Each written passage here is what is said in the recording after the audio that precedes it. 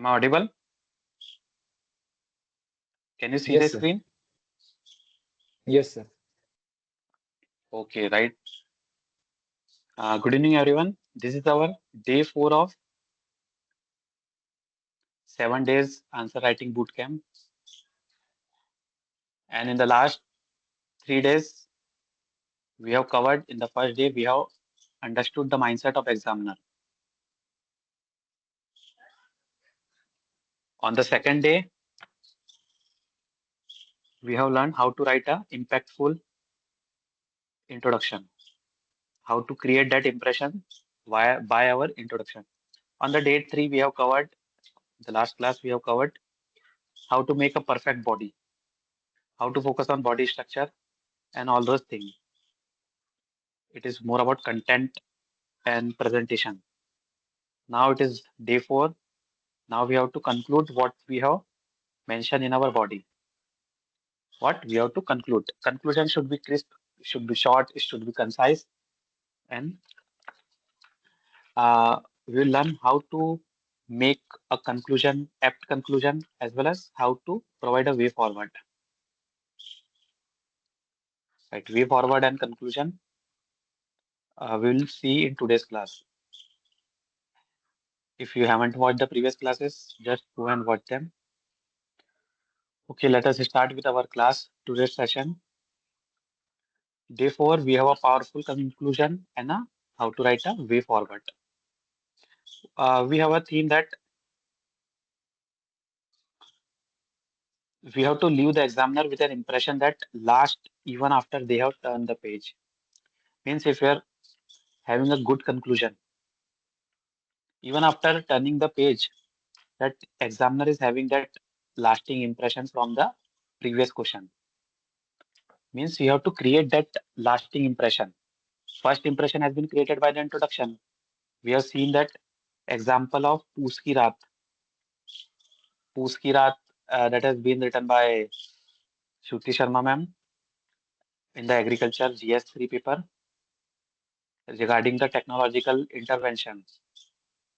The same manner, introduction में जिस तरीके से you can mention such a lasting impression, you can also do a lasting impression if you fail in the introduction or if you are not remembering that during writing the introduction. So you can also use the same approach in conclusion. If you have missed something in introduction, you can try and you can use that case study or that example in the conclusion. It is also a very good approach and it can also create a very good impression in the minds of examiner. We'll see all those example from various toppers copy. It is very good approach to write a case studies, to write some example, to write some model standards. Okay, what we are having objective today. A student will write impactful one-liner conclusion. What I have said that one-liner, or you can say one statement. You have to complete the conclusion in a single statement. We cannot expand our conclusion just like introduction. I also shared that for the 10 marker, you have to conclude the we have to give conclusion in 2 to 3 lines, or you can say 2 lines. For the 15, 2 3 lines. Not more than 3 lines should be there for 15 marker as well. 3 to 4 lines, let's say, not beyond that. It is although it is not something hard and fast rule. You can make it flexible according to condition, according to situation. If you are not remembering everything, it is not bad to expand your conclusion. If you are not remembering everything, but you can expand your conclusion so that you can fill the page or you can write something in the concluding part. It is also enough. It is also good. There is nothing right and wrong about it. But in the normally, we should approach a question like this.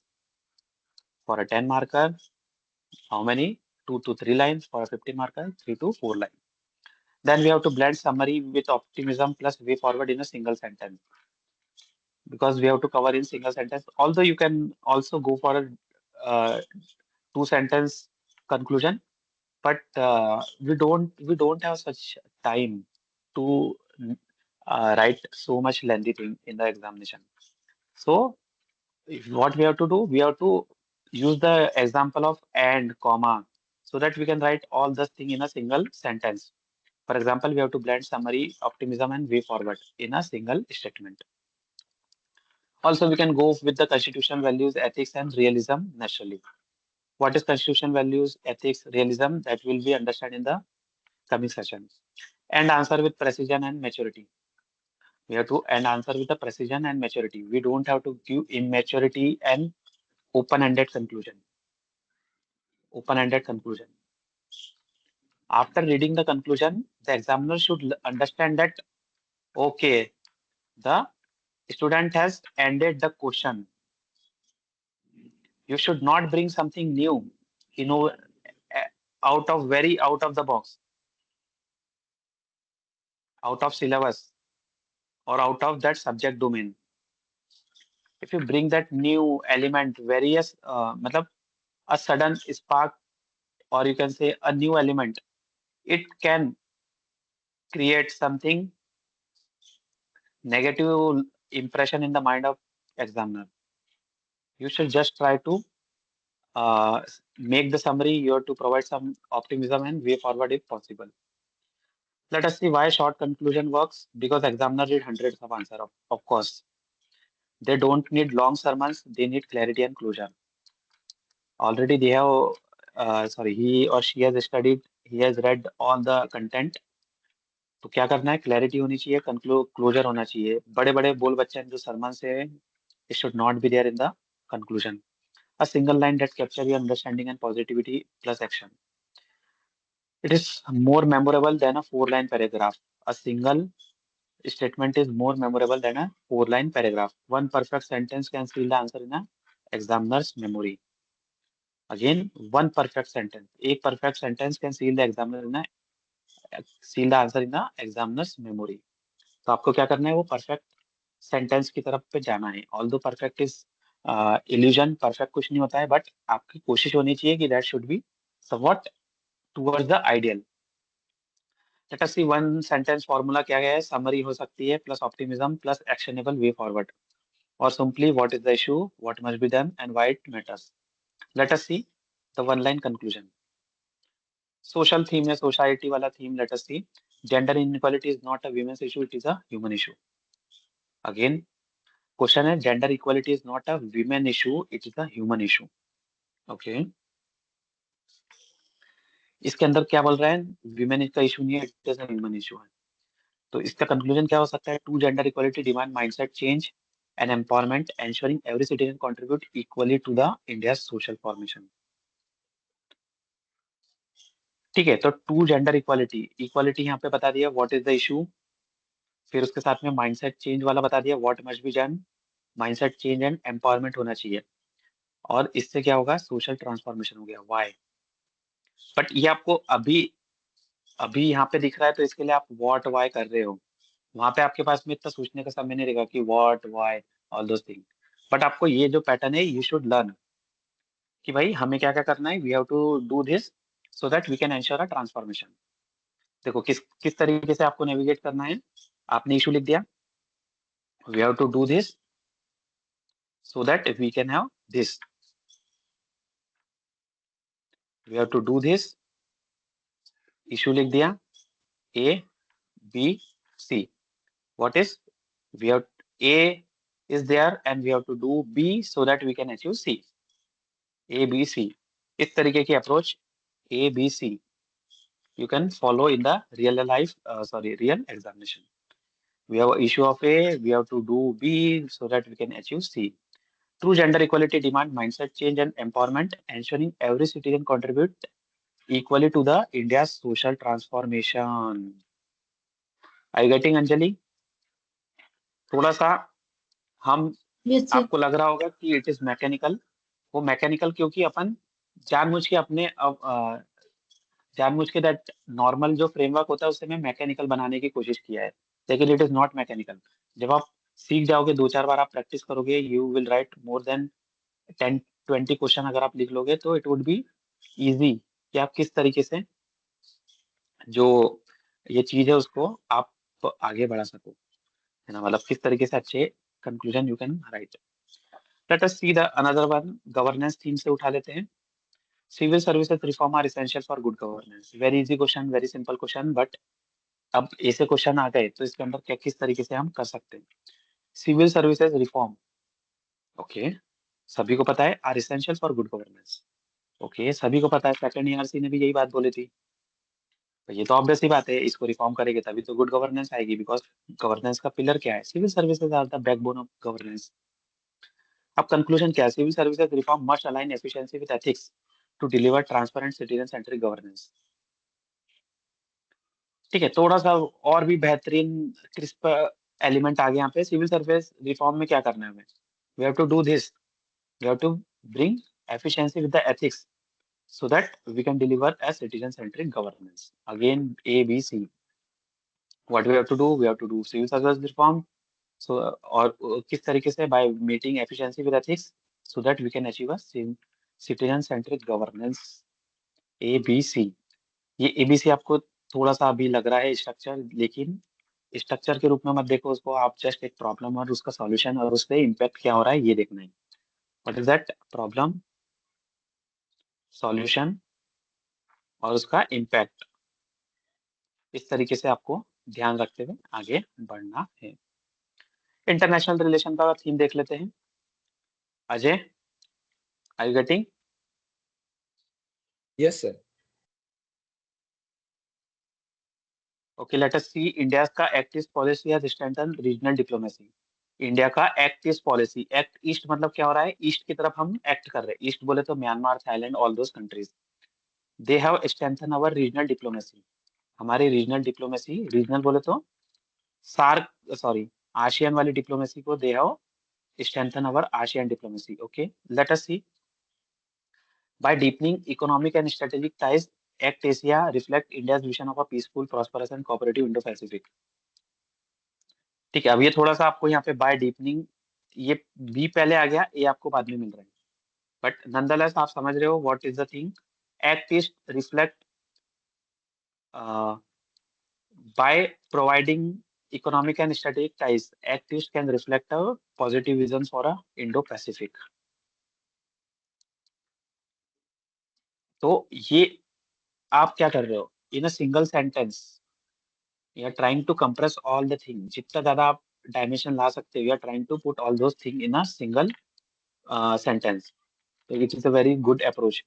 Let us see one liner using constitutional values। Empowering the weakest is the truest expression of justice, liberty and equality।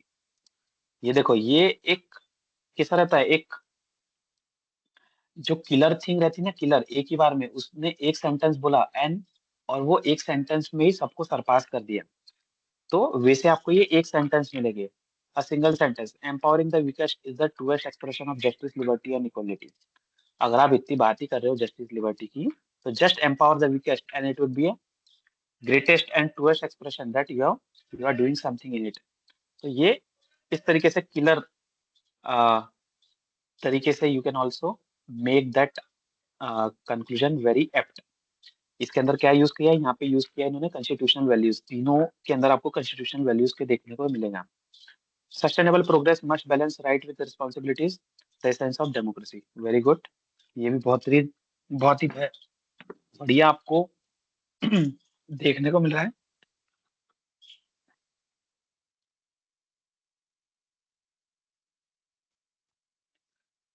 How to balance the rights with responsibilities, the essence of democracy.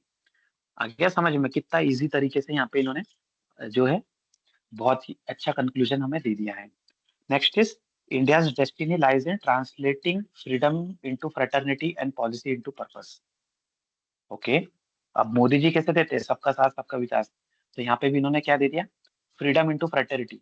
Fraternity होना चाहिए, freedom तो है लेकिन उसके साथ में भाईचारा में भी लाना चाहिए, और पॉलिसी को कहाँ पे आना चाहिए, purpose, policy into purpose and freedom into fraternity. ऐसा ही आप और भी कुछ बहुत सारे आ सकते हैं, from particular to sustainability, inclusivity and resiliency, sorry resilience, inclusivity and resilience. ये वाले वर्ड भी आपको बहुत बार देखने को मिल जाएंगे इन द कंक्लूडिंग रिमार्क्स। देखो, एक वैल्यू लेयरिंग टेक्निक होती है, let us see that value layering technique. ऐसा कुछ बहुत ही तूफानी टेक्निक नहीं है। वैल्यू लेयरिंग टेक्निक मतलब कंक्लूजन के अंदर आप एक वैल्यू को लेके आ रहे हो। लेटस किस तरीके की वो लेयर डाल रहे हो आप वैल्यू की। जैसे फॉर एग्जांपल एक we have seen Bengali mithai, everyone has seen Bengali mithai, और you have seen chamcham. Are you aware about chamcham या Bengali mithai? That that Yes, having sir. Chashni, चाशनी विद इन इट। अब बंगाली मिठाई पे क्या करते हैं, ये हो गई नॉर्मल बंगाली मिठाई। या फिर इसी का भाई आ जाता है रसगुल्ला, लेट्स से ये रसगुल्ला, रसगुल्ला जैसा बनता है वैसा ये बंगाली मिठाई भी बन रही है, सेम चाशनी वाशनी, बस इसका थोड़ा सा इन्होंने शेप बढ़ा दिया। ये वाला हो गया, ये वाले का शेप बढ़ा दिया। अब इस पे क्या हो रहा है, इसकी अगर आपको वैल्यू बढ़ानी है तो आपको लेयर डालनी पड़ेगी। लेयर किसकी? मावे की लेयर। तो यहाँ पे टॉप पे क्या होता है, मावे की लेयर डाली जाती है। मावे की लेयर हो गई, फिर वहां पे थोड़े से इस पे आ, कुछ स्प्रिंकल कर देते हैं इलायची, कार्डामम एंड ऑल दोस, काजू बादाम। तो इससे क्या होता है, ये जो नॉर्मल रेट था इसका 650 रुपीज kg, इसका हो जाता है 850 रुपीज, 900 रुपीज kg। तो ये किस तरीके से वैल्यू एडिशन हो रहा है एक लेयर डालने से। ठीक है, तो ये आपने अगर खाई हो तो यू विल बी अवेयर। ठीक है, लेकिन आपने देखी तो होगी कहीं ना कहीं। तो उस तरीके से हमें क्या करना है, वैल्यू की लेयर डाल देना है यहाँ पे एक वैल्यू। अब कौन कौन सी वैल्यूज है, let us see what are those values. It will make your conclusion richer and add. हाँ, तो इसके लिए आपको क्या करना है, देयर आर 4 लेयर हमारे पास में। अभी हमारे पास में नॉलेज 4 लेयर का है, 4 लेयर में से कोई भी अप्रोच हम उसके अंदर डाल सकते हैं। Constitutional values, very good. True governance reflect spirit of justice, liberty, equality and fraternity. अब गवर्नेंस को कहाँ से जोड़ दिया, पॉलिटी के जो आइडियल्स है उसके साथ में जोड़ दिया। यही तो बहुत ही अच्छा है, कॉन्स्टिट्यूशन के साथ में जोड़ रहे हो, क्योंकि हम बहुत बार कॉन्स्टिट्यूशन पढ़ते रहते हैं। Next is what, ethical value. Again what is that ethical value? Empathy, integrity must form the moral compass of the public policy. Ethics कहाँ पे ले गए, empathy and integrity, these are the ethical dimension. उसको क्या बोला है, they must form the moral compass of the public policy. अब public policy, policy is generally like something objective. अब यहाँ पे क्या लिख दिया है, यहाँ पे लिख दिया ऑब्जेक्टिव। पब्लिक पॉलिसी को किसके साथ में कर दिया, मोरल कंपास से कंपेयर करा दिया। That integrity and empathy must form the moral compass of the public policy. ये क्या हो गया, एम्पैथ एम्पैथेटिकल या फिर एथिकल एंगल यहाँ पे आपने ऐड कर दिया। Then you have a visionary tone, India's path lies not in imitation but in innovation rooted in inclusion. ये थोड़ा सा डायलॉग बाजी जो हो गई, विजनरी भी है और डायलॉग बाजी भी। India's path not not in imitation but in innovation and rooted in inclusion. मतलब इसका मतलब है कि थोड़ा सा एक पॉजिटिव नोट, बहुत ही एक विजन की विल अचीव 2070 तक ये we will have a 5 trillion economy, we will have this and that. तो ये थोड़ा सा विजनरी टोन आपको देखने को मिल जाएगी। इसके साथ में we have a global outlook, sustainable growth must harmonise development with environmental stewardship. ठीक है, again sustainable develop growth must harmonise development with environmental stewardship. या तो ये ग्लोबल आउटलुक इस तरीके से हो गया, या फिर आईआर के साथ में। ग्लोबल आउटलुक में आप आईआर का एग्जांपल दे सकते हो। For example we have to follow the standards of, क्या बोलते हैं, इंटरनेशनल स्टैंडर्ड। और वो स्टैंडर्ड का आप एग्जांपल लिख सकते हो, या फिर आप ये लिख सकते हो, we can follow the Chinese model of development, Chinese model of development for rapid growth of the, for eradication of poverty, eradication of poverty. फिर इसके साथ में we can follow the AI model of China, या फिर we can follow the startup model of China, so that we can leverage, we can ensure the technological leverage. तो ये क्या हो गया, आप किस तरीके से आप ग्लोबल आउटलुक के साथ में इसको अलाइन कर रहे हो। तो इस तरीके से आपको और भी अच्छी अच्छी चीजें मिल सकती, मतलब you can utilise in the conclusion. Constitutional, ethical, visionary, global.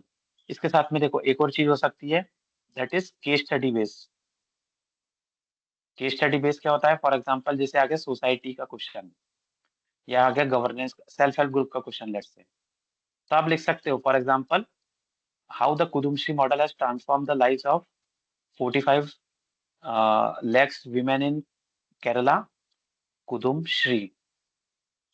It can be followed by another. It can be followed at the national level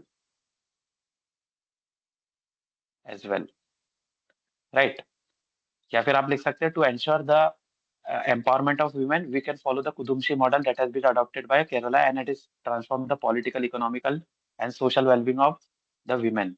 इस तरीके से क्या हो गया, आपने किसके साथ में अलाइन कर दिया, आपने केस स्टडीज के साथ में अलाइन कर दिया. So in this way we can conclude in a positive manner. You can make any two but avoid stuffing all. चाहो तो दो भी ऐड कर सकते हो, तीन भी ऐड कर मतलब दो आप ऐड कर सकते हो, not more than two I suggest. Although ऐसा सिंगल के साथ भी जा सकते हो या टू के साथ भी जा सकते हो, that is also a good approach. हमने केस स्टडी अप्रोच देख ली, इसके साथ में हमने आईआर वाली अप्रोच यहाँ पे ग्लोबल के अंदर ही देख ली थी. इसके साथ में there are other approach as well, that is quote based या फिर कोई डायलॉग बाजी we can adopt, we can take from the speech of Modi ji. सबका साथ सबका विकास, सबका विश्वास सबका प्रयास, सबका साथ सबका विकास, सबका प्रयास सबका विश्वास. तो ये क्या है, इससे आप डायलॉग बाजी भी कर सकते हो लास्ट लास्ट में. अब है realism versus idealism in conclusion. Don't end with over optimistic and preachy line like if everyone work together India will become a super power soon. ये तो बोल बच्चन वाली चीजें होती है, इट शुड बी अवॉइडेड. ठीक है, आपको ये ध्यान रखना है.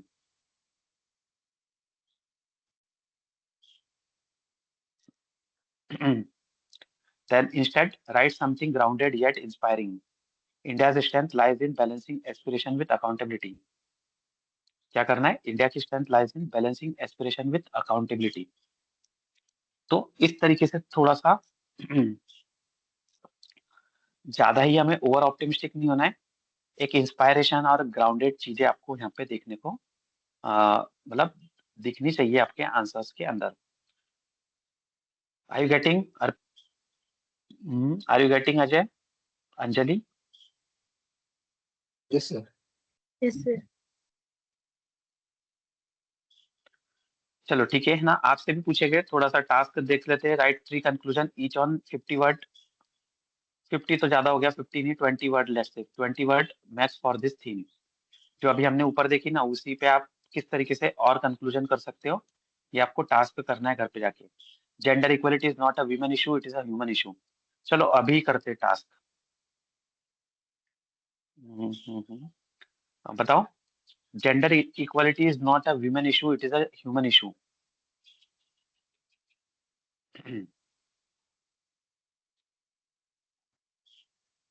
Try to conclude it.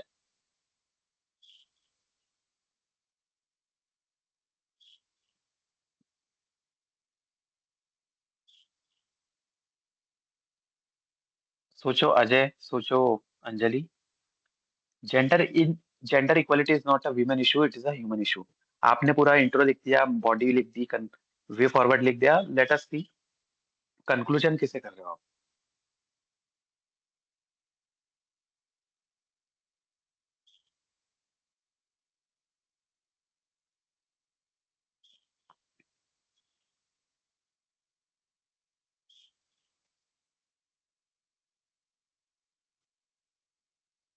बोलो.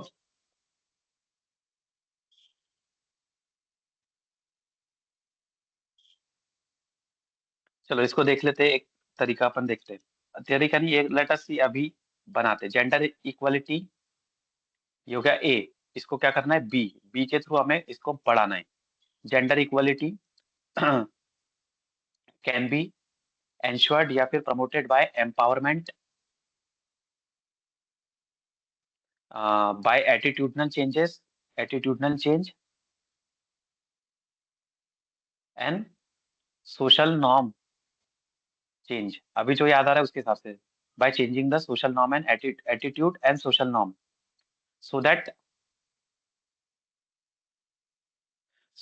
the whole society can progress.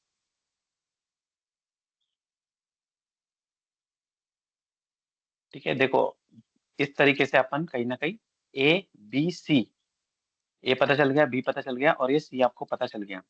मतलब तीनों का यूज करके ये प्रॉब्लम है, ये कर सकते हैं और इससे ये अचीव हो जाएगा।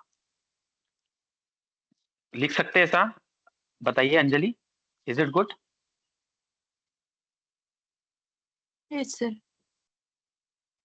ठीक है, अब इसको देखो सेल्फ हेल्प ग्रुप के साथ में लिंक करते हैं, जैसा अभी हमने देखा था ना, कुदुमश्री के साथ में लिंक करते हैं, gender equality. Okay.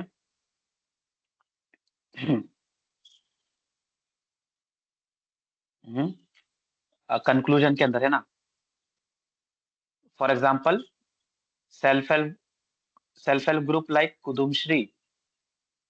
कुदुमश्री has reflected that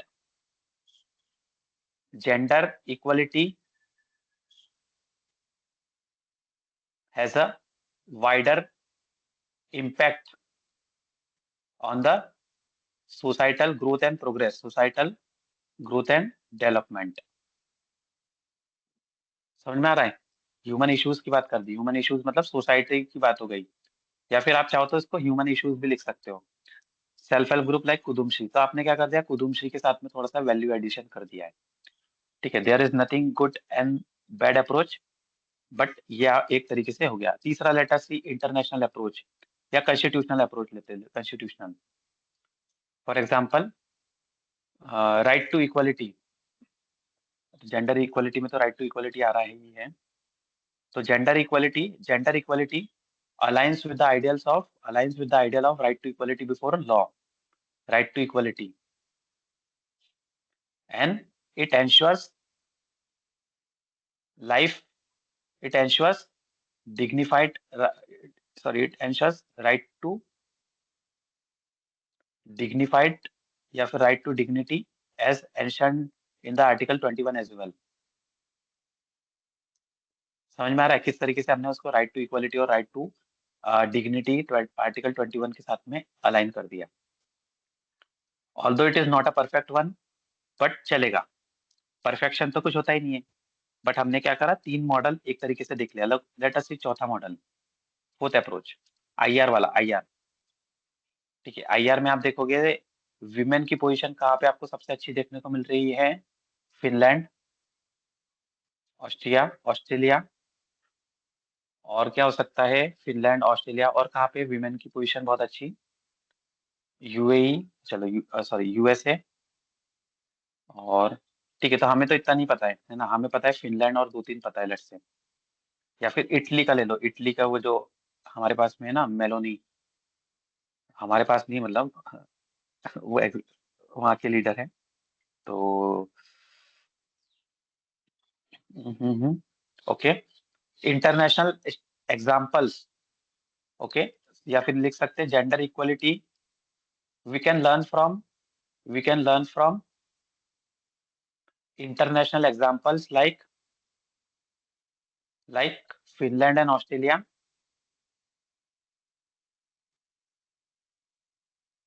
that how women equality can transform, can bring lasting benefit to the society। ठीक है, कोई ऐसी बड़ी बहुत बोल बच्चन नहीं किया आपने, बस यहाँ पे फिनलैंड और ऑस्ट्रेलिया का आपने एक एग्जाम्पल रेफरेंस दे दिया है। और भी बहुत सारे आ सकते हैं, एक है बीजिंग प्रिंसिपल ऑन वीमेन, ऐसा कुछ है, I am not remembering exact right now. एक कहता है सैम राजपूत कमिटी, तो आप उसका भी लिख सकते हो कि Sam Rajput committee has also highlighted the gender equality can bring a transformative result. तो क्या हो गया, 5 से 6 अप्रोच अभी की अभी हमने देख ली, और भी बहुत सारी हम अप्रोच देख सकते हैं। ठीक है, सोसाइटी की देख ली, गवर्नेंस एंड आईआर, ये आप खुद से करके एक बार कोशिश करना घर पे करने की, करोगे तो फिर कल बताना, विल डिस्कस ऑन दोस्त as well. Then now let us in the end then exchange with peer and identify, ये सब रिफ्लेक्ट बैलेंस, ये सब आप देख लेना। प्रैक्टिस टास्क, तो प्रैक्टिस तो हमने दूसरी चीज की कर लिया आप, लेकिन चाहो तो इस पे भी लिखो, 3 वन लाइनर आप लिखो हर एक पे, social justice and equity, governance and accountability, international relation and diplomacy. अब मैंने आपको अभी ऑन द स्पॉट बताई, आप वैसा खुद करो, खुद नहीं करोगे प्रैक्टिस तो इट वुड बी डिफिकल्ट। भाई आपको खुद ही एग्जाम में लिखना पड़ेगा। मैं कितना भी कर लूँ लेकिन मेरे से आपको बेनिफिट नहीं होगा जितना आपको खुद से हो जाएगा। एक्सचेंज आंसर, ये आप देख लेना। ये सब कॉमन मिस्टेक क्या क्या होती है, देखो कॉमन मिस्टेक अभी हम देख लेते हैं। कॉमन मिस्टेक क्या होता है, एंडिंग एब्रप्टली। एब्रप्टली एकदम से आप सडनली एंड कर दिया, hence fruit thus we see all those thing, ऐसा नहीं करना है। थोड़ा सा फ्लो आपके आंसर में आना चाहिए during the conclusion as well.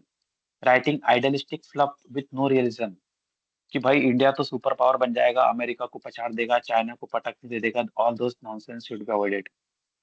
Repeating data and contents from above, वही की वही ऊपर से कॉपी पेस्ट कर देना नहीं होना चाहिए। Data should not be repeated. Over using quote and idealistic cliche, ठीक है, ज्यादा ज्यादा कोट, बहुत ही ज्यादा भरमार नहीं लिखना है, एक ही आंसर में दो तीन कोट फेंक दिए, नॉट, नो। आइडियलिस्टिक क्लीशे भी आपको नहीं यूज करना है, ठीक है। Missing balance, being too critical too hopeful, ठीक है, बैलेंस आपने मेंटेन नहीं किया तो that should also be avoided. Critical भी होना है, होपफुल भी होना है, लेकिन ऐसा नहीं कि बहुत ही ज्यादा क्रिटिकल हो गए, बहुत ही ज्यादा होपफुल हो गए। रिपीटिंग इंट्रो लाइन, इंट्रो में जो लिखा है वही की वही कॉपी कर दो, ये भी नहीं होना चाहिए। Over using quote, one solid line is more powerful than borrowed word. Quote आप लिखो लेकिन हर बार हर एक जगह पे कॉपी पेस्ट मत करो, ठीक है। 10 आंसर में से दो तीन में कोट लिखे जा सकते हैं, 15 वाले 10 आंसर में से दो तीन कोट हो सकते हैं, या तो इंट्रो में आ गया वो, या तो कंक्लूजन में आ गया। पूरे पेपर में 4 5 6 quote, good. Power line, power words for one liner conclusion, inclusion, justice, resilience, harmony, cooperation, accountability, sustainability, human dignity, constitutional ethos. अभी आपको बता ही चुका हूँ मैं, इंक्लूजन, सस्टेनेबिलिटी, रेजिलियंस वाला। जस्टिस देख लिया था हमने, कॉन्स्टिट्यूशनल एथोस भी देख लिया था, अकाउंटेबिलिटी, ट्रांसपेरेंसी, रिस्पॉन्सिबिलिटी, ये भी आ जाएगा। हार्मनी, कोऑपरेशन, ह्यूमन डिग्निटी, ये सब कहीं ना कहीं कीवर्ड आपके आने चाहिए। And note at the last, a toppers conclusion does not preach, it resolve. बोल बच्चन नहीं है, मतलब वो कहीं ना कहीं रिजॉल्व बता रहा है कि we have to, we are ready to provide a solution, we can resolve the thing. The art of conclusion is not in a writing more. बोल बच्चन बहुत आपको दो तीन या फिर चार पांच लाइन, पांच छह लाइन, दो तीन पैराग्राफ या दो तीन सेंटेंस में नहीं जाना चाहिए, but it is in saying everything that matters in a one mature meaningful line. एक ही लाइन में सब बता दो किस तरीके से एक ही समस्या है, बी यूज करोगे सी तक के पहुंच जाओगे। The examiner forget your fact but remember your maturity. Your conclusion is where your personality as a future administrator shines. ठीक है, कंक्लूजन से क्या होता है, एक पॉजिटिव नोट सामने वाले के माइंड में जाता है, पॉजिटिव इंप्रेशन जाता है। Make it thoughtful, hopeful and anchored in values, that's how you leave a legacy on paper. ठीक है, लोग अपनी लीगेसी मरने के बाद छोड़ के जाते हैं, आप अपनी लीगेसी अपने कंक्लूजन से छोड़ के जाओगे। By how, by living a good conclusion at the paper. Thoughtful होगा, होपफुल होगा, एंकर्ड होगा इन वैल्यूज, कभी भी अपनी वैल्यूज के साथ में डिसअलाइन नहीं होना है। होपफुल, ऑलवेज होपफुल होना चाहिए, थॉटफुल होना चाहिए। थॉटफुल बोले तो रैशनल लॉजिक आना चाहिए, होपफुल बोले तो पॉजिटिविज्म एंड पॉजिटिविज्म होना चाहिए, नेगेटिव अवॉइड होना चाहिए। वैल्यूज बोले तो these are the core thing, वो आपके आंसर्स में आने चाहिए। जब इन सारी चीजों के साथ में जाओगे तो you will have a lasting impression on the minds of UPSC examiner and it will have a legacy. ठीक है, ठीक है, बहुत बड़ी बड़ी बच्चे बातें कर दी अपन ने।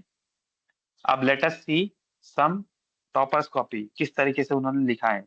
Starting from the Shruti Sharma, जल्दी जल्दी थोड़ा सा देखिएगा, ज्यादा नहीं, इन अ फ्यू मिनट।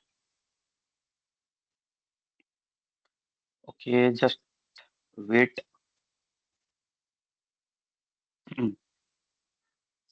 ये देखिए, let us see the question conclusion.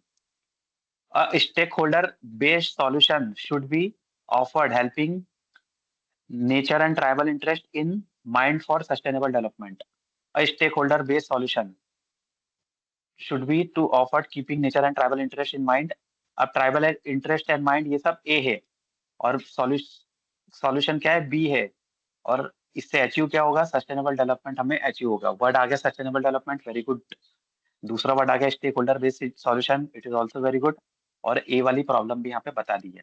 ABC वाला अप्रोच वैलिड हो रहा है, ऑफकोर्स वैलिड हो रहा है। ठीक है, इसके अंदर कंक्लूजन प्रॉपर आया नहीं है, लेकिन उन्होंने कहीं ना कहीं कोशिश करी है। हाँ चलो, न्यू थ्रेट्स, ये देखो very crisp, again very crisp, new threats needs new solution. नए थ्रेट को नया सॉल्यूशन चाहिए। The modern security threat need new security strategy. आज के समय की मॉडर्न सिक्योरिटी थ्रेट है, it needs a new security strategy. तो पंच लाइन यहाँ पे आपको देखने को मिल गई, जस्ट लाइक मोदी जी, सबका साथ सबका विकास। तो नए समस्याओं को नए तरीके से उपाय चाहिए। New threat requires a new solution. ठीक है, घर में घुस के मारेगी, वैसी वाली बात यहाँ पे आपको देखने को मिल रही है। और देखते हैं, अब ये 15 मार्कर क्वेश्चन है, इसके अंदर 10 by tackling planning, funding and implementation of infrastructure project, the three prospects aim to bring synergy in achieving our 5 trillion economy। तो यहाँ पे क्या हुआ, 5 ट्रिलियन इकोनॉमी का बोल बच्चन दे दिया। एट द सेम टाइम यहाँ पे उन्होंने एक जो बी होता है हमारा, B that is what is solution, solution दे दिया कि हमें क्या करना है, प्लानिंग करना है, फंडिंग करना है, इम्प्लीमेंटेशन करना है। इससे क्या होगा, वी विल अचीव सी। ठीक है, और ये ए तो यहाँ पे आ चुका है, इंफ्रास्ट्रक्चर प्रोजेक्ट। तो ए के साथ में बी एंड सी को वापस से अलाइन कर दिया। थोड़ा सा आई एम मूविंग फास्ट, लेकिन you are gaining the approach किस तरीके से यहाँ पे हुआ है। देखो अब इनके पास में लास्ट में इनको समझ में नहीं आया, तो इन्होंने इस तरीके से बहुत बड़ा ये यहाँ पे लिखा है conclusion, because there is not a something correct way. Let us see, ये वाला एक अप्रोच सही दिख रहा है वापस से। दस Dalwai committee report recommendation of developing farmer as agripreneur should be encouraged।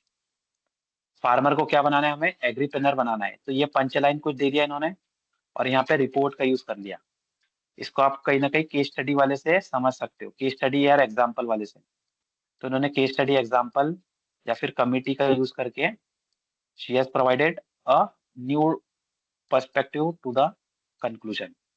ठीक है, थोड़ा सा क्या हो गया है, नॉर्मल से अलग हो गया है, क्योंकि इन्होंने दलवाई कमेटी का नाम लिख लिया है। सो इन दिस वे कहीं ना कहीं कंक्लूजन को लिखा जा सकता है, कंक्लूजन को एप्ट बनाया जा सकता है। Got it right? Any doubt? Anjali, Ajay, Yes, sir. Are you Yes, sir. There? समझ में आया किस तरीके से कंक्लूजन लिखा जा सकता है?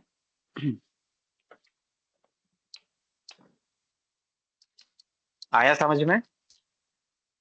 कर दिया। Yes, sir.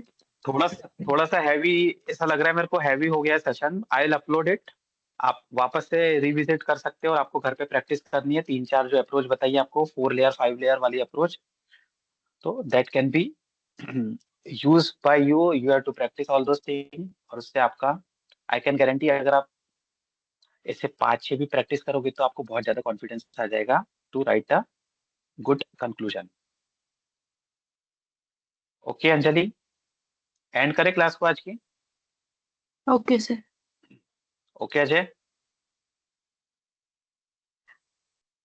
Sir, Yes, sir. yesterday class, okay, I will upload I, all those thing.